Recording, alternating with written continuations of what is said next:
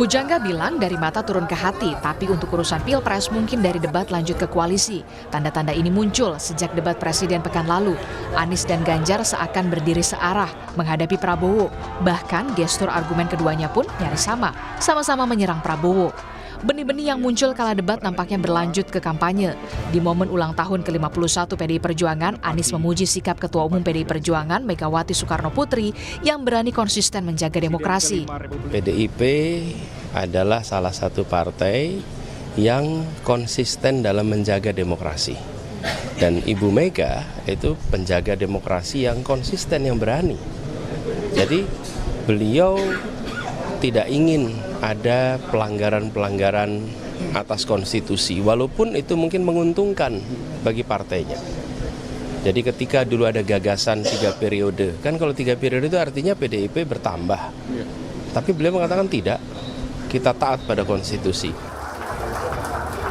Rayuan Anies nampaknya tak bertepuk sebelah tangan. Sekjen PDI Perjuangan Hasto Kristianto mengaku tengah membangun komunikasi dengan Anies Muhaimin. Kami membangun komunikasi politik, ya, tim hukum dari pasangan Ganjar Mahfud dan Bapak Amin, pasangan Amin telah melakukan komunikasi. Bahkan di dalam komunikasi itu kita merasakan bahwa ada kecenderungan kecurangan secara terstruktur, masif dan sistematis. Karena itulah kami membangun komunikasi dan bersama-sama mengantisipasi apapun rakyat yang seharusnya berdaulat. Dua kubu yang terkesan sedang kasmaran ini seakan dikuatkan dengan Wakil Presiden ke-10 dan ke-12 Yusuf Kala. JK bilang koalisi baru biasanya tergantung urutan pemenang parpol di pemilu 2024. Biasanya yang selalu bersatu itu yang nomor 2-nya partai yang rankingnya ya, bukan nomornya, ranking 2 dan yang nomor 3 biasanya itu. Sehingga bikin koalisi baru. Saya juga dulu waktu 2004 kan banyak partai. Begitu ada koalisi baru, tapi kita tetap menang. Ya tergantung partai masing-masing dan selalu begitu. Jadi asal akul 3, maka yang menentukan suara itu yang terakhir, di mana diarahkan partai. Jika melihat elektabilitas 3 kandidat di survei Litbang Kompas, belum ada yang memenuhi syarat di Pilpres 1 putaran 50% plus 1. Pasangan Prabowo Gibran di 39,3%, Anies Muhaimin 16,7%, dan Ganjar Mahfud di 15,3%. Koalisi kubu Ganjar dengan kubu Anies memang masih sekedar wacana. Lalu benarkah sekedar gimmick atau memang sudah rencana? Tim Liputan, Kompas TV. Saudara, narasi putaran kedua semakin mencuat dan juga mencuatkan pula wacana soal bergabungnya Ganjar dan juga Anies di putaran kedua nanti. Seberapa besar peluang Anies Ganjar bersatu di putaran kedua? Kita bahas sore hari ini di program Rumah Pemilu bersama dengan analis komunikasi politik Universitas Padjadjaran, ada Kunto Adi. Mas Kunto, halo, selamat sore. Terima kasih sudah bergabung bersama kami di program Rumah Pemilu. Langsung saja saya mau tanya puja-puji dari seorang Anies Rashid Baswedan kepada seorang Ketua Umum PDI Perjuangan Megawati Soekarno Putri pada saat HUT PDI Perjuangan. Apa artinya? Apa yang bisa Anda analisa soal ini? Ya, Mbak Maido, kalau menurut saya Pak Anies itu berpengalaman untuk 2 putaran. Jadi waktu dia Pilkada DKI kan juga 2 putaran. Dan dia merasakan bagaimana pendekatan di awal-awal atau bahkan sebelum putaran pertama selesai itu penting. Karena kalau dia bisa lolos di putaran kedua, maka dia akan membutuhkan suara dari yang kalah di putaran pertama. Gitu. Dan menurut saya itu jadi keniscayaan, entah siapapun yang maju ke putaran kedua, apakah Pak Ganjar maupun Pak Anies, maka komunikasi politik itu sudah dijalin semenjak sekarang, apalagi selisih elektabilitasnya mungkin karena di beberapa survei Pak Prabowo kelihatannya sangat tinggi gitu kan, sehingga 2 kandidat yang lain berusaha untuk bisa memenangkan ini di putaran kedua, memberikan kejutan di putaran kedua, dan itu pernah dilakukan Pak Anies di Pilkada DKI. Jadi menurut saya itu jadi sebuah keniscayaan, Mbak. Entah itu kepentingannya sama, kepentingan dari kubu Pak Anies sama, kepentingan dari Pak Ganjar sama. Kira-kira itulah yang bisa membuat koalisi atau mungkin persatuan ini akan terjalin di putaran kedua. Ini jadi langkah strategis tersendiri ya untuk pasangan atau timnas Amin ya. Betul, betul, betul. Dan kita kan punya beberapa skenario ya Mbak. Ya, yang pertama mungkin Pak Ganjar yang lolos gitu kan, atau yang kedua mungkin Pak Anies yang lolos ke putaran kedua.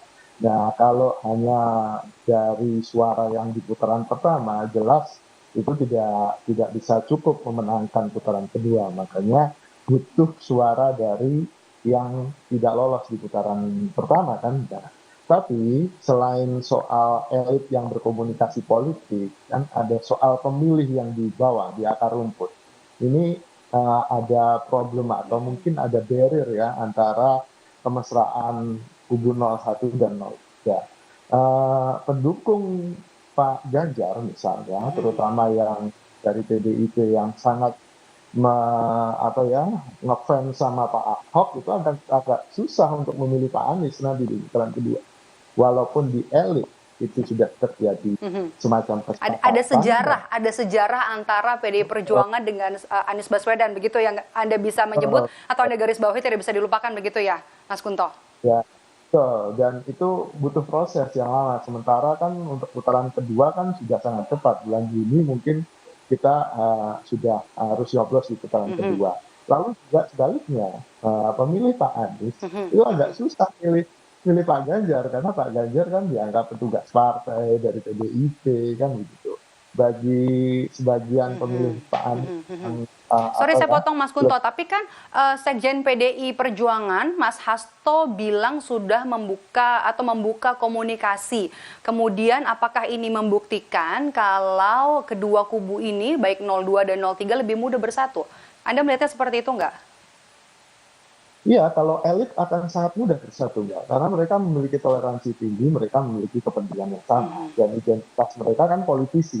Di dalam politik kan nggak ada kawan atau lawan yang abadi kan gitu. Tapi bagi pemilih itu lain cerita gitu kan. Bagi pemilih bukan politisi, Mbak. Sehingga apa yang pernah terjadi mungkin di pilkada yang lalu atau di pemilu yang lalu masih kebawa sampai hati sampai saat ini ya. Jadi menurut saya ada perbedaan besar tuh antara politisi dan pemilih gitu.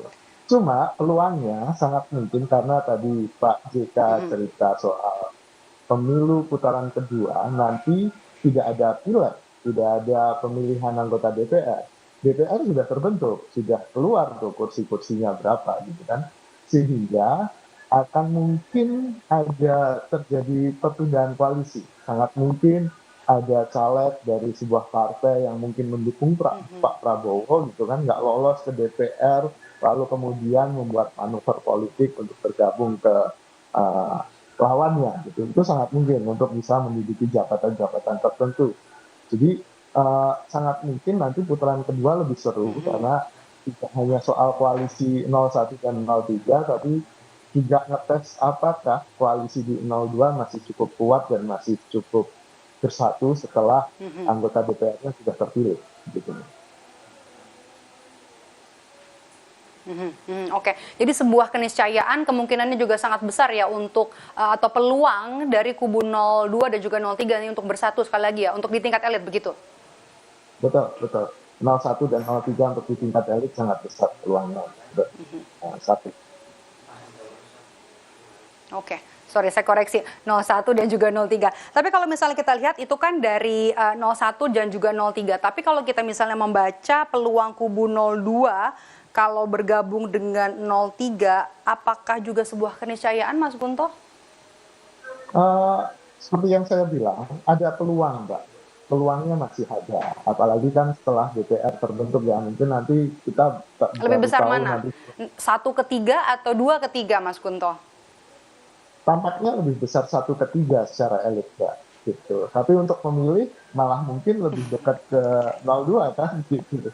Pemilih 03 mungkin lebih tidak sealergi 01 gitu dibanding pilih 02. Oke.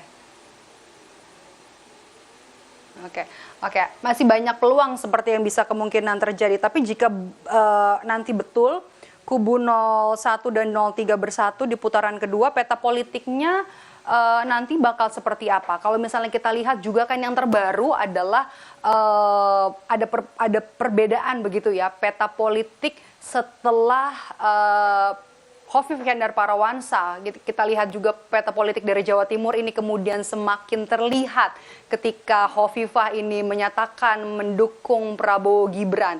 Ini bagaimana lagi nanti peta politiknya kalau nanti kita baca di putaran kedua? Ya, sebenarnya itu berpengaruhnya sudah dari sekarang, Mbak. Jadi sebagai politisi mereka semua pasti sudah berpikir beberapa langkah ke depan, gitu kan.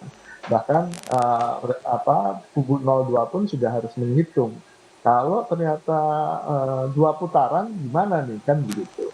Jadi menurut saya tadi Bu Khofifah, kemesraan Pak Anies dan Pak Ganjar, kubu 01 dan 03 semuanya akan menjadi pertimbangan bagi masing-masing tim untuk menyusun langkah gitu. Apakah kemudian ngotot untuk bisa 1 putaran apapun yang terjadi, tapi kemudian dengan beragam konsekuensi, atau 2 putaran dengan risiko-risiko yang seperti ini. Menurut saya itu pasti akan jadi hitungan-hitungan gitu kan, Mbak. Dan menurut saya peta politiknya akan jadi menarik karena seperti kocok ulang gitu, Mbak. Seperti kocok ulang kan gitu. Sangat mungkin ada ketika bergabungnya 01 dan 03 itu akan muncul isu-isu baru yang bisa membuat dinamika politik Indonesia lebih menarik. Melihat kemungkinan, kemudian juga melihat strategi, kemudian juga skenario-skenario yang bisa dilakukan oleh masing-masing untuk putaran kedua nanti, kemungkinan Anda membacanya seperti apa, Mas Kunto? Ya, tadi Mbak, sangat mungkin ada sekitar 3 atau 4 skenario yang paling mungkin. Yang pertama, 01 lolos, maka 03 akan bergabung dengan 01, ya kan, melawan 02 di putaran kedua. Tapi kemudian ada problem di akar rumput. Akar rumputnya punya problem untuk bisa memilih 01 semuanya. Mungkin beberapa akan ikut, tapi tidak semuanya pasti. Faksi-faksinya Pak Ahok misalnya akan agak susah tuh milih Pak Anies. Skenario kedua, ya 03 yang maju ke putaran kedua, 01 bergabung ke 03, lalu kemudian ya sama, akan ada sebagian pemilih dari Pak Anies itu yang agak susah tuh milih 03. Tapi saya yakin kalau dari Cak Imin itu lebih mudah gabung 03 kan gitu. Itu yang kedua. Skenario ketiga, yang siapapun yang maju ke putaran kedua itu menghadapi fenomena bahwa koalisi mereka akan rontok gitu mungkin. Jadi ada kemungkinan ada beberapa partai yang nggak lolos ke parlemen, ada kemungkinan beberapa caleg yang besar tapi kemudian nggak lolos, atau kemudian akhirnya ada usaha-usaha untuk kemudian saling lebih egoistik, kepentingan egoistik dari aktor politik ini. Oke, wacana putaran atau 2 putaran ini juga semakin mencuat, dan kemudian nanti apabila memang terjadi, nanti komposisinya tentu dari koalisi yang ada kemudian akan merubah juga peta politik untuk Pilpres 2024. Terima kasih sudah bergabung bersama kami. Analis komunikasi politik Universitas Padjadjaran Kunto Adi sudah bergabung bersama kami di program Rumah Pemilu. Sehat selalu Mas Kunto.